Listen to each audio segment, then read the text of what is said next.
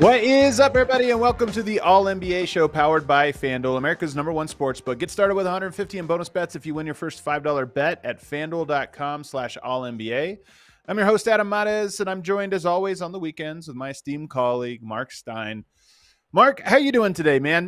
The second round of the playoffs, halfway in the books. I feel like we could see the finish line from here. How you doing? Happy Mother's Day to all the mothers out there, all the mothers in our lives and joining us here. It's not ending the way we thought. I did not have a Pacers 80-39 halftime lead on my Mother's Day bingo card. Yeah. But hey, we're getting to jump up. There's 113 and counting left in this game. We're starting early. No need to wait. I feel pretty confident Pacers are going to hang on to this 23-point lead. You don't want to jinx it. You don't want to jinx it, but it's probably going to happen.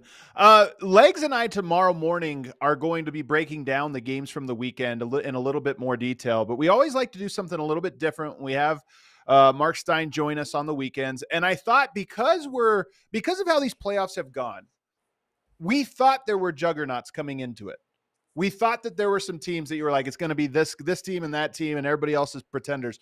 But here we are halfway through the second round, and I kind of feel like it's wide open. I think there's one team I don't think has any chance of winning the championship this year. We'll talk about them in a second. But I think everybody else, given the state of the series right now, you could tell me they won it this year, and I would believe it. And so I thought we'd have a little bit of fun. We each made a list, and we're going to go through in reverse order from 8 to 1. And give who we think has the best odds at the title. But we're going to start at the bottom, Marc. You made your list. I made mine. Why don't you start us off? Power rankings. I used to do this every single Monday, so this was good. This was a good idea by you guys to try this. Look, there's 8 teams left. The bottom of the pile after this performance tonight has to be the Cavaliers of Cleveland. Yeah. Now, understand they have some injuries. They are not a lot full strength. But look, game 2, I'm going back to game 2. Even with all their injuries, even with 3 of their top 7 or 8 guys missing, they had enough to have a 7-point lead with 48 seconds to go. You've got to win a 3-possession game with 48 seconds to go, whether you're missing 3 of your main guys or not. If you were good enough to get that 7-point lead, you're good enough to finish it. What we saw tonight, again, falling behind, I repeat, 80-39 at the half. I'm sorry. Yes, there are injuries. Donovan Mitchell didn't play the second half, but this Cavs team started 15-0. They won 64 games. They had a monster nightly average scoring margin, a second-round exit, and they now need to come back from 3-1 to avoid that is a major disappointment, even with the injuries. And it changes the whole complexion of their season. It's tough to parse out, the injuries from just the underperformance, because the injuries were huge. It's not like they were missing one guy, their 6th man, or, this or that. They were missing multiple players throughout the course of the series. Now Donovan Mitchell left this game. I mean, the game was over, but he leaves it anyway. So it's hard for me to parse it out. But if we're just doing straight, so there'll be a postmortem on the Cavs. We'll talk about what all went wrong. They probably are going to have some interesting decisions on their hands in the offseason. But if you just talk about right now, who do you buy to win the title? For me, the exact same. There is nothing I've seen from the Cavs that make me think they're going to extend this series, let alone win it. So I think they're the only team that if you told me you looked into a crystal ball, saw the future, and it was the Cavs winning, that's the only team I would say surprises me. So I'm with you. They're easily number 8. And it's a pity. Let's keep it moving, though. Let's go on to the other ones because there's some interesting ones as we get into it. I knew we were going to agree on that. I'm not sure how many more we'll agree on. Oh, my. Look at these graphics. Look at this. Look at that. We got it right there to follow along. So your turn. You got number 7. Your turn. Okay, I'll go first. I went with the Golden State Warriors. They are down 1-2 right now. So already they're in a hole. And then on top of that, this injury to Steph Curry, to me, their odds of getting out of this series are really long because you don't know when he's going to come back. Then when he does come back, you have to reintegrate him into it. Hamstring injuries, they don't just go away. They merely hide. And so you have this issue with him of, will he even be back in time to make a contribution to their season? And oh, by the way, if they win that, they're going to either face the Oklahoma City Thunder, who are the best team in the Western Conference, or the Nuggets, who have the best center in the NBA. While that's their biggest weakness, they don't have size in the front court. And oh, by the way, if they get through all of that, you still have the Eastern Conference Finals. So for me, I think they are the next least likely team, even though I think they're great if they were fully healthy and had everything break their way. It pains me to say it because I'm such a Jimmy Butler fan. I loved the move to go out and get him, a move that was greeted by a lot of naysaying, but they went, 23-7, 23-8 after the Butler trade. But look, their best player is out. The best case scenario is that Stephen Curry will be back for game 5. I think far more likely that he's not going to be back before game 6 at the earliest. And then there's the matter of how effective is he actually going to be dealing with a hamstring injury. As Steph himself would tell you, he's never had a hamstring injury. So this is new territory for him. So really, really unfortunate because, they went in and won game 1 with Steph missing more than half the game. And that was potentially such an inspiring win. But yeah, I mean, it is, when your best player is not available, what can you say? I mean, the Warriors really cannot afford their placement, cannot avoid their placement right now. Yeah. Well, do you think, so you just said 5, probably 6, but maybe game 5. Let's say through some miracle, Jimmy Butler and Draymond Green and the rest power their way through the series and they get the win. And you get to rest Steph, not just through the rest of the series, but now you get to start fresh with him in the next round. Do you think that, from what you've heard, that he would be fully healthy by the next round in that, albeit very unlikely scenario? Honestly, I don't even think they know. Like, obvious, Stephen Curry is a 4-time champion and is going, knowing him, he will probably be lobbying, let me go out there in game 5. I think game 6 is more likely, but whatever it is, how can he possibly just roll back out there and, be at peak capacity? I mean, it just, maybe he can, maybe there's a surprise in store. It has been a very surprising playoffs, but it would just be hard to picture that. And it obviously, what's so rough for them is, I mean, look, that, they brought in Jimmy Butler, immediately extended his contract. Stephen Curry, Draymond Green, Jimmy Butler, they only have a couple more chances at this. Like, so to lose one to injury, if it plays out the way we fear, is obviously going to be tough to stomach. And by the way, play along with us here in the chat, one reveal at a time. We're through 8 and 7 right now. Bring up the board again here, James. Let's take a look. So we are perfectly aligned here. Play along with us. Don't go too far in advance because I am curious what everybody in the chat is thinking here. But if we go to number 6, it's now your turn, and it gets even dicier from here. I'm afraid I have to wound you with a shot to the bow. The Denver Nuggets are down to number 6.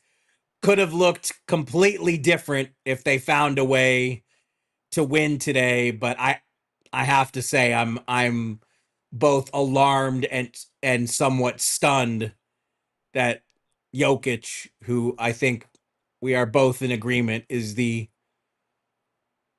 most feared singular force in the sport, he is having trouble dealing with Oklahoma City's length and the defense they've thrown at him. And it's not just the 2 bigs. Everyone on that team can guard and make your life miserable. And Jokic, the shot's not falling. It just looks a little twitchy, a little rushed. And I mean, you tell me, you've watched every single game this guy has ever played. Have you ever seen him go through a 3-game stretch like this shooting the ball? My guess is no. No, not shooting it. I mean, the one thing I will say is I don't know that it's necessarily like the length or any of that. They're a phenomenal defensive team, and Denver, I don't think is too difficult to guard. And Oklahoma City has done a great job of just taking away him. I think they know that if you can take him away from the paint, him off of the offensive rebounds, and keep him out of the pick and roll with Jamal Murray, or just stifle that 2-man game, then you can basically shut down all of the things that come off of it. Almost all of Denver's offense comes out of posting up Jokic on the block or the elbow or the two-man game. And those things they've taken away and said, we'll live with literally anything else. And Denver is showing they don't really have a whole lot. And Jokic has to break that with jump shooting. It's his least favorite part of his game, but this year it was effective, and it has completely abandoned him. 2 of, I believe, 18 from 3 in the last 2 games. You can tell he doesn't want to take them. You can tell he's not confident in them. And I think when you watch him, you can tell coming off his fingertips, they don't look good. So we have an alignment here because I also had Denver. I thought we were going to have a lot more disagreement so far, but I also have Denver. And the last part of this, Mark, if they somehow so now it's a 3-game series, 2 of them are in OKC. They're a great team, 68 win team. If they get by them, I think their likeliest matchup is Minnesota, who has been their kryptonite. And then if they get past that, they're going to get whoever comes out of the East. So like we did earlier when we were talking about the Warriors, the path right now is so difficult that I agree. They're number 6. You're up. Oh, man. So let's go to the next one. So let us know in the chat here. Play along with us. But I went, and this is where it gets a little hot takey. I went with the New York Knicks, who are up in their series right now, 2-1. And I actually went with them. It was so impressive what they did in games 1 or 2. I don't want to take it away from them. I have a lot of respect for what they did. But I think what happened in game 3 kind of shows you, one, from a health standpoint from Boston, but also just for how thin the margin of error is for them, that I still think they're going to lose this series. Knicks fans are going to be so mad at me for saying that, but I put the Knicks next up, even though they are up in the series. See, now I feel hot takey. We finally have some disagreement. I feel hot takey because I have the Celtics, the defending champs, at number 5. And what that is, it really is a nod to the Knicks finding a way to win those first 2 games when they fell behind 20 both times. And we haven't seen that. And look, the Celtics have their own set of health concerns, but also, when I did the power rankings, I did it for 15 years, every Monday, 26 Mondays a year. That was my gig at ESPN for 15 years. And the way I always did it was I tried to do a mixture of what was happening now with the big picture but a very imperfect, subjective formula. There was no formula. It was a lot of whim in there. And the Celtics looking so raggedy in those first 2 games. When you win a championship, you expect that team to be steely at crunch time and to have a calm in the most pressurized moments that the teams who haven't done it yet don't have.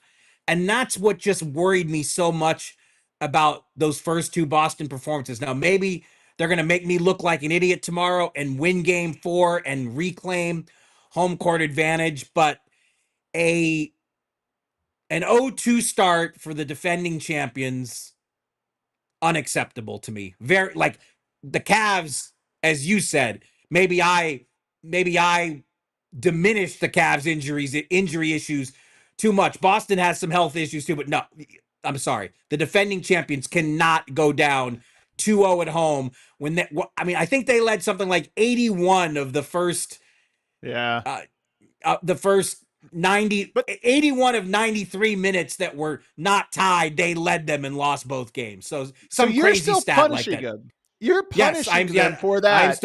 I am still punishing them. One game 3 victory does not the committee of 1 is not budging. The Celtics are 5th. So I presume that means you think in game 4 then in Madison Square Garden the Knicks are going to get a win.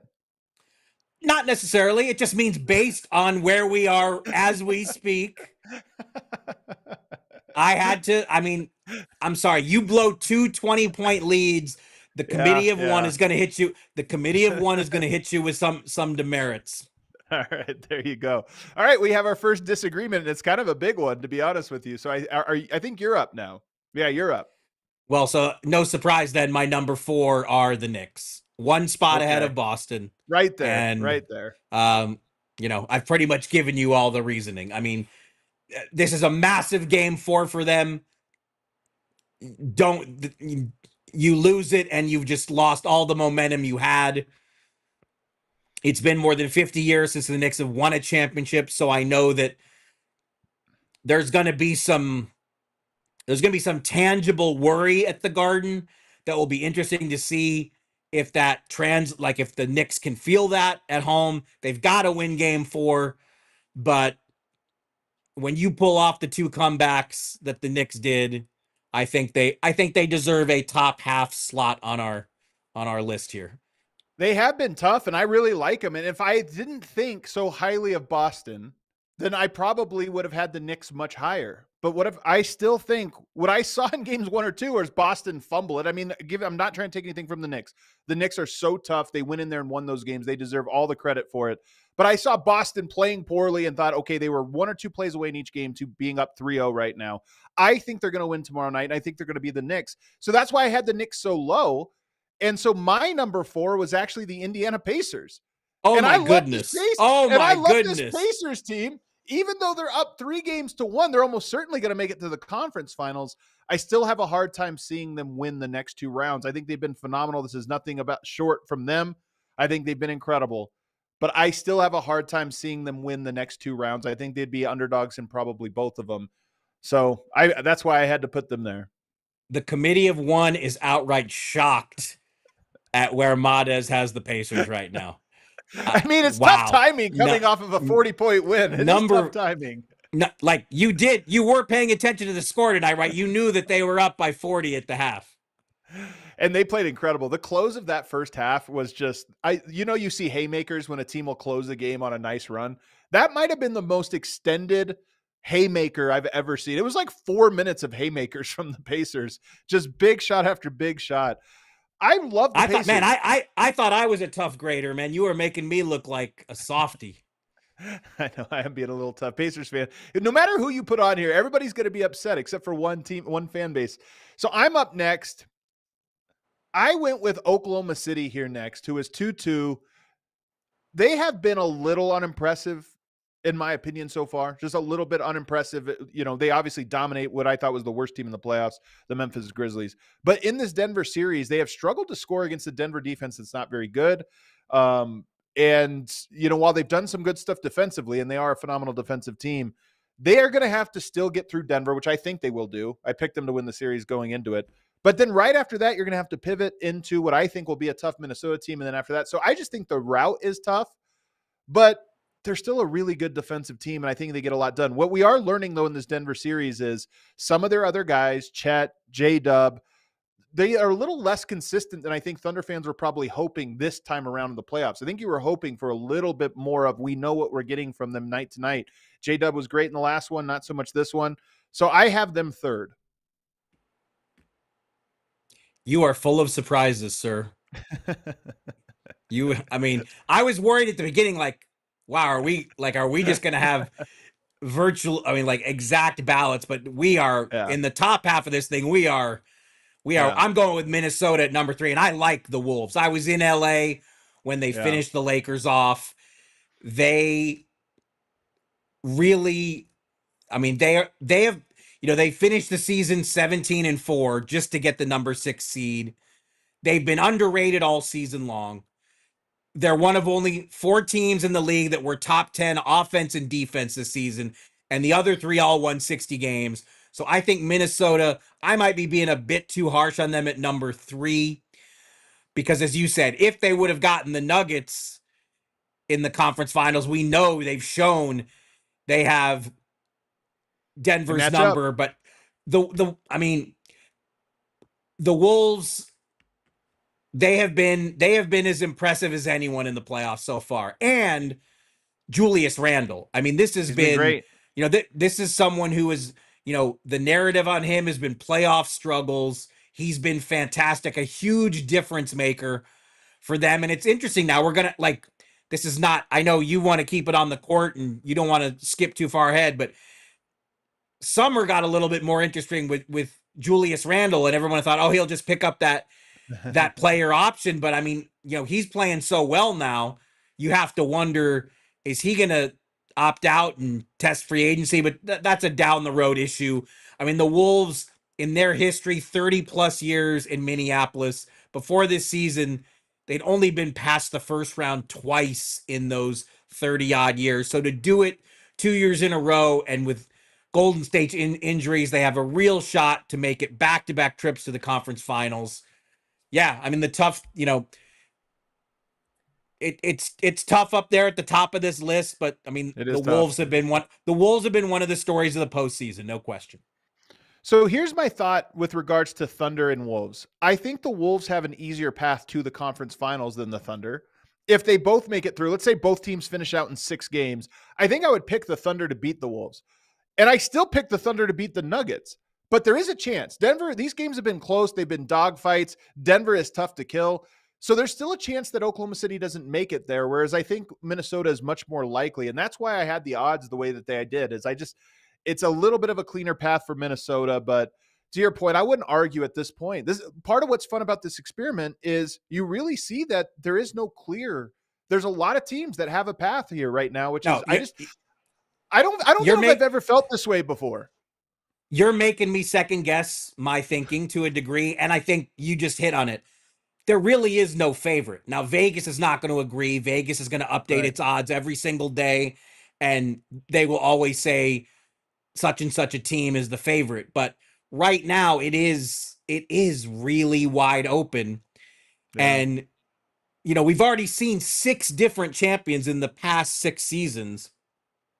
If anybody on this list but Boston wins, I think that will be the first time in NBA history that we see 7 different champions in a 7-season span. And yeah, I'm with you there. I do think this can go in so many different directions from here. And look, if Boston doesn't win game 4, I mean, their title defense is hanging on by a thread. That happens. My list is going to be a little hurt. All right. So number 2, who's up now? Is it you? I forgot. I've already lost track. Is it my turn or your turn? Let me see. I just revealed 8 was me, 7 was you, 6 was me, 5 was you, 4 was me, 3 was you. Okay, I'm 2, so and then you get to go number 1. Number 2, the Indiana Pacers. No misprint. Now, maybe I'm a prisoner of the moment, but yeah. Listen. They know exactly who they are. They have a very clear hierarchy. They play to a style that they believe in and have rallied around. They had playoff success last season. They're doing it again, but also this is a recognition of what we've seen from this team. Before tonight, before rolling up that ridiculous Dirk Nowitzki of a halftime lead, 80. I'm going to say it again, 80-39. Before that, 2 comebacks from 7 points down in the final minute of a playoff game. In the play-by-play era, which started in the 97-98 season, there had only been 1 playoff comeback of 7 points or more in the final minute. The Pacers have done it twice in this postseason. They're going to win this series. They're going to the conference finals again. Knicks or Celtics are not going to enjoy playing them. Yeah. They are the story to me of the Eastern Conference playoffs and have to be number 2 on this list. They have to be. I think of the 8 remaining teams. When Steph Curry is there, maybe this counts a little bit separately, although maybe not. I think the Indiana Pacers are the most fun team in the playoffs so far, and probably the most fun team remaining, because the way they beat you is like with the offense, with transition, with 3-point shooting, with 3 point guards who know how to make plays. Tyrese Halliburton, I think he had more no-look passes today than he had passes he was looking at his target. So to me, they're so fun. But I did have them a little bit lower. I went with Minnesota here, and I've kind of already outlined it. I think they have somewhat of a free path to the conference finals with this injury to Steph Curry. They should be heavy favorites.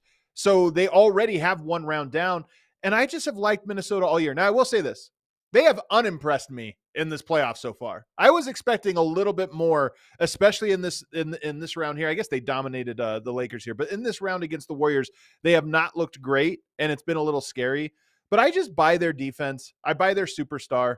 So that's why they have the second best odds to me, which leaves us number one, Mark, which we have two very different ones, very different spots. I went with the Boston Celtics. I thought they were the best team in the NBA for the last 2 months, basically. Once they started to get it together again, you're like, all right, there it is. That's the best team.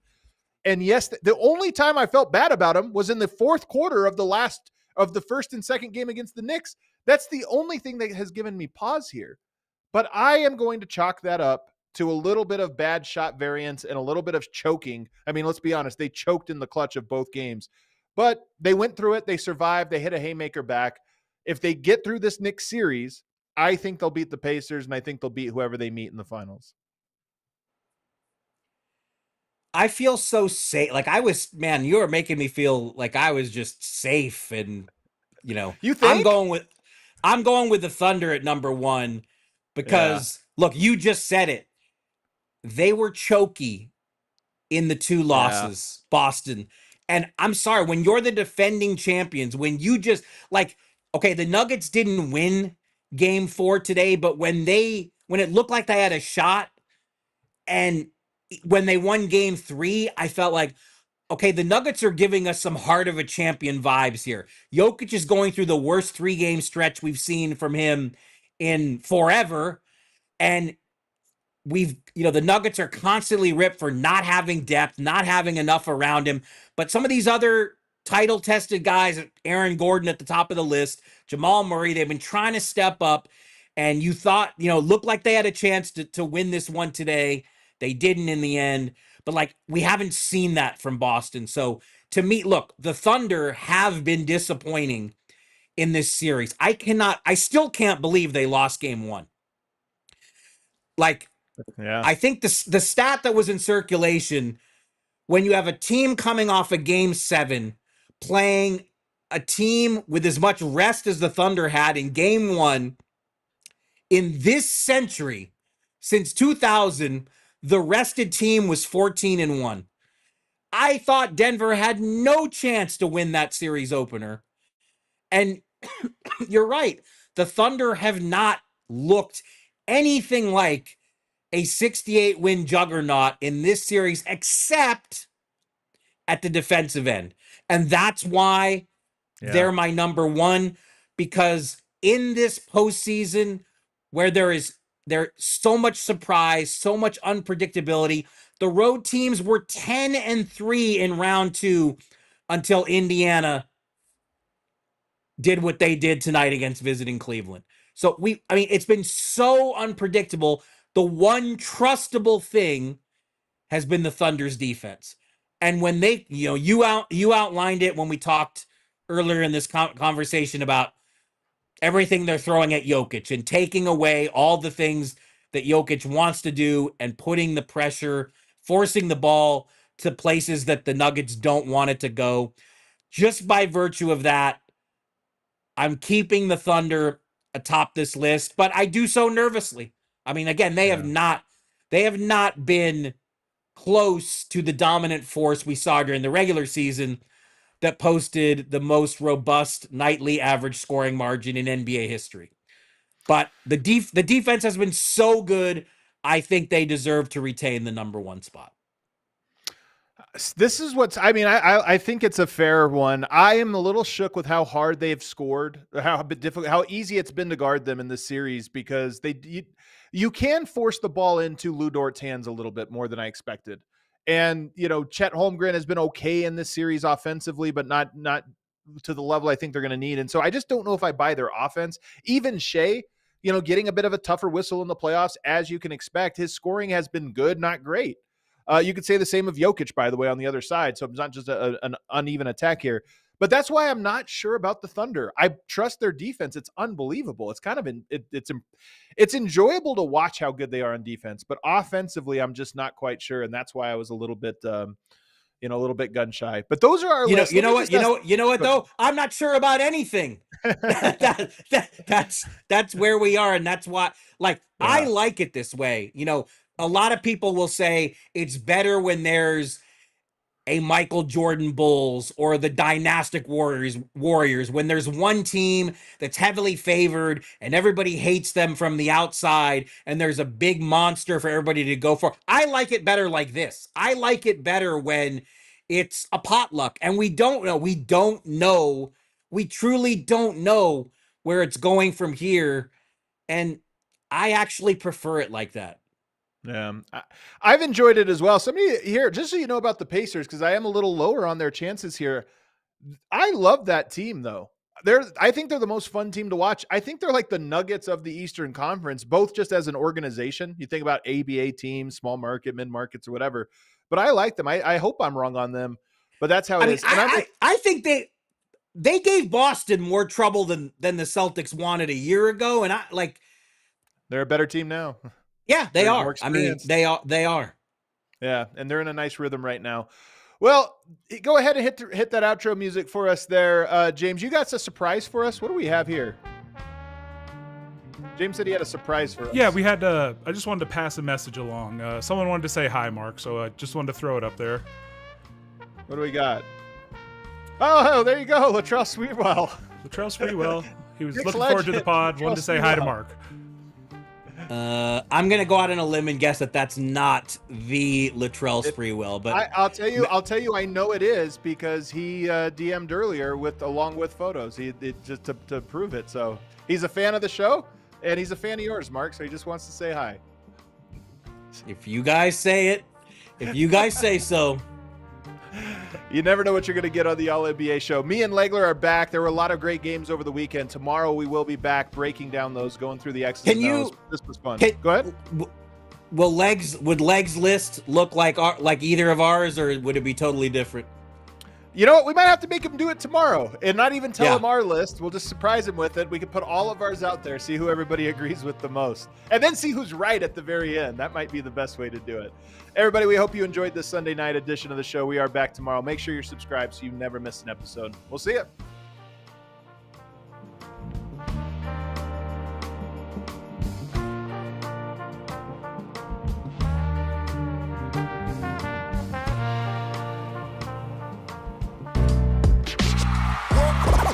All silly like the mayor.